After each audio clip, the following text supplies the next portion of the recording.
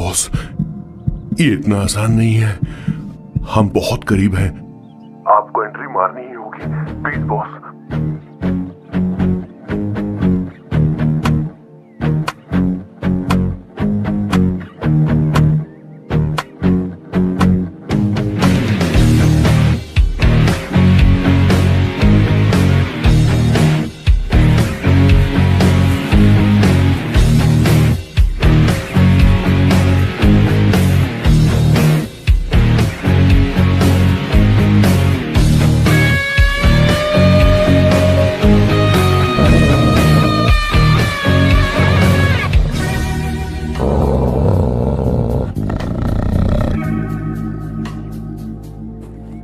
Sir. Kishore, sir. वो हमें यहां से जाने नहीं देगा। तो क्या करें सर? यहां से निकलने का एक ही रास्ता है। कौन सा रास्ता? मैं सिर्फ 3 तक गिनूंगा। ठीक है। तुम उस रास्ते से नहीं भागना। बॉस, साथ में जाएंगे, वो बहुत खतरनाक है बॉस। जैसे ही तुम उस रास्ते से भागोगे, मैं दूसरे रास्ते से भागूंगा। ओह। फिर ये मेरा पीछा करेगा। Distraction strategy super boss. पर आपका क्या होगा बॉस? किशोर बॉस, तुम अभी जवान हो। तुम्हारा एक सुनहरा भविष्य है। तुमने अभी तक अपनी गन तक नहीं चलाई। गन तो मेरे पास है भी नहीं। ओह, आप बिल्कुल सही कह रहे हैं बॉस।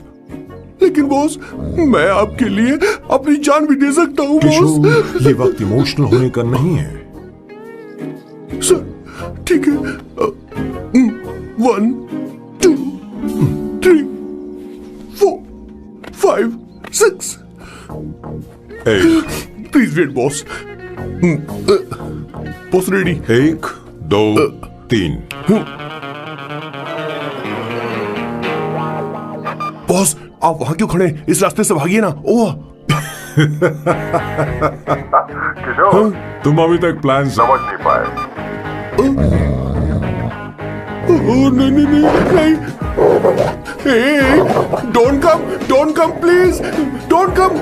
बचाओ बचाओ, हेल्प प्लीज, भगवान बचाओ मुझे, हेल्प।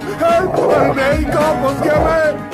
इन्हें मेरी सेफ्टी की जरा भी चिंता नहीं है। 2 साल से मैं इनका पिए हूँ, पर हमेशा इनके झांसे में आ ही जाता हूँ। आप लोग यही सोच रहे हैं ना कि इन मामूली से फूलों के लिए मैं इनका गुलाम बना हुआ हूँ, पर मैं आपको बता दूं कि सुगंध को महसूस करना इनका जुनून है। इनके घर में लैब है, मेरा मतलब परफ्यूम लैब।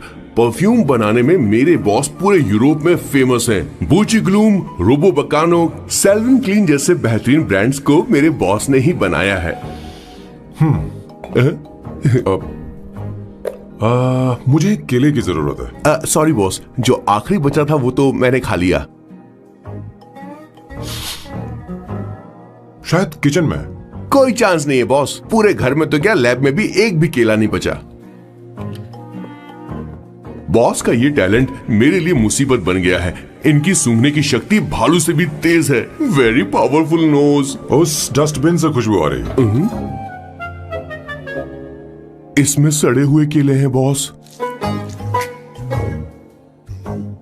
ओह, क्या हुआ बॉस? एक चीज तो भूल ही गए। क्या चीज? वो मास्क देना। ओ हाँ, अभी देता हूं।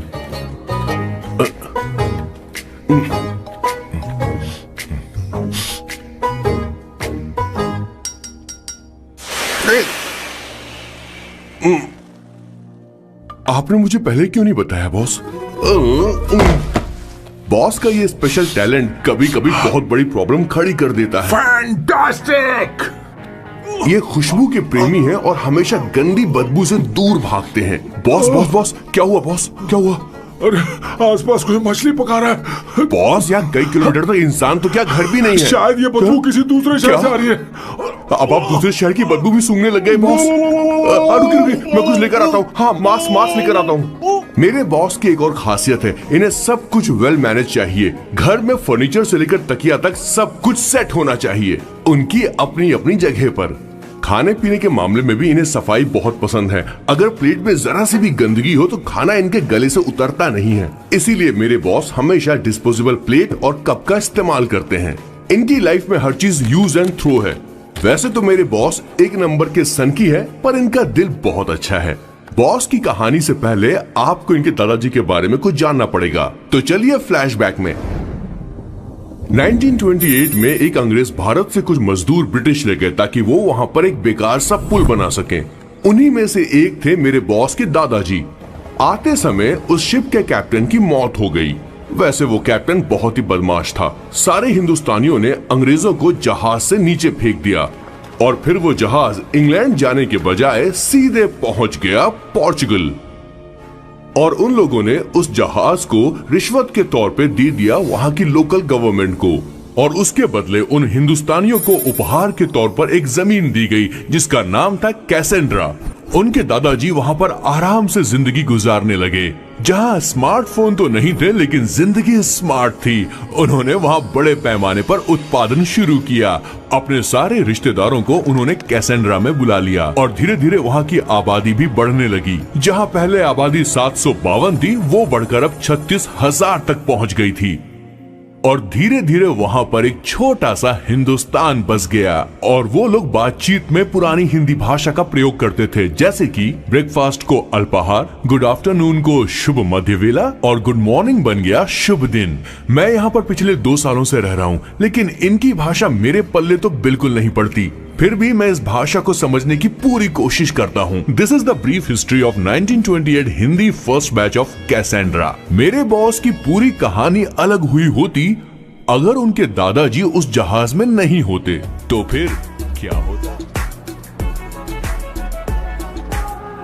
सर, मैंने तो अब डिसाइड कर ही लिया है। मैं अब शादी करूंगा तो किसी पोर्चुगल लड़की से ही करूंगा। क्या है कि इंडियन लड़कियां थोड़ी सी बेवकूफ होती हैं सर। क्या है कि पिछले 2 साल से मैं यहाँ पर हूँ और यहाँ के लोगों से घुल मिल गया हूँ। यहाँ के लोग बहुत अच्छे हैं सर। वैसे मेल जोल करना एक कला है सर। ये कला हर किसी के पास नहीं होती है सर। किसी किसी के पास। जरा उधर देख। सर, वो दिखने में इंडियन लग रही है ना? हाँ सर। मैंने इसे पहले कभी नहीं देखा। और मैंने पहले कभी आपको किसी लड़की को देखते हुए नहीं देखा sir. 1 large please. In this please. And no tap water, please.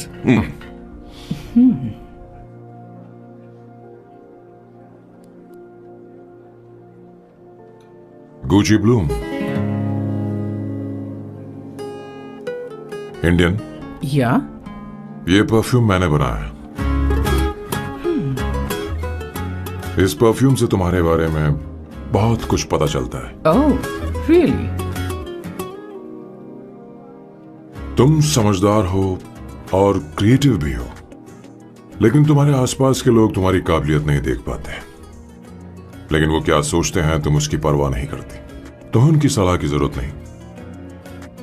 Correct बोल रहा हूं?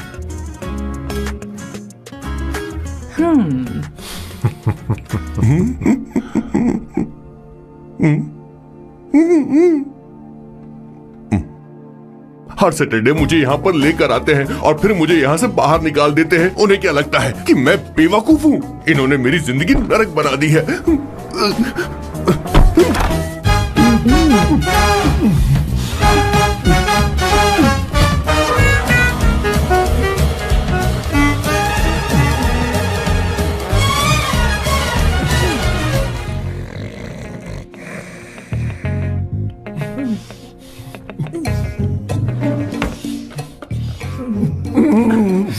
One second. Why?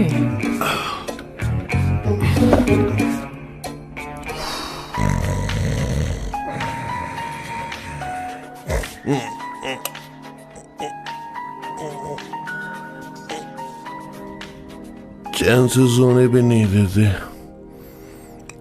Hello sir. Hello Kishore. Sir बोलो। किशोर, यहाँ मैच शुरू होने वाला है, हेलमेट चाहिए।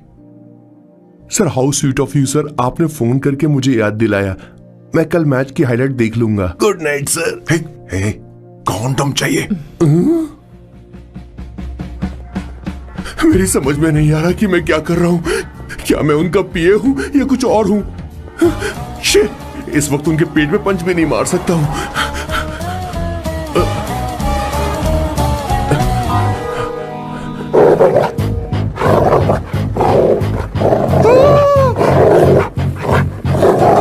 भगवान, ये मेरे पीछे क्यों पड़ रहा है?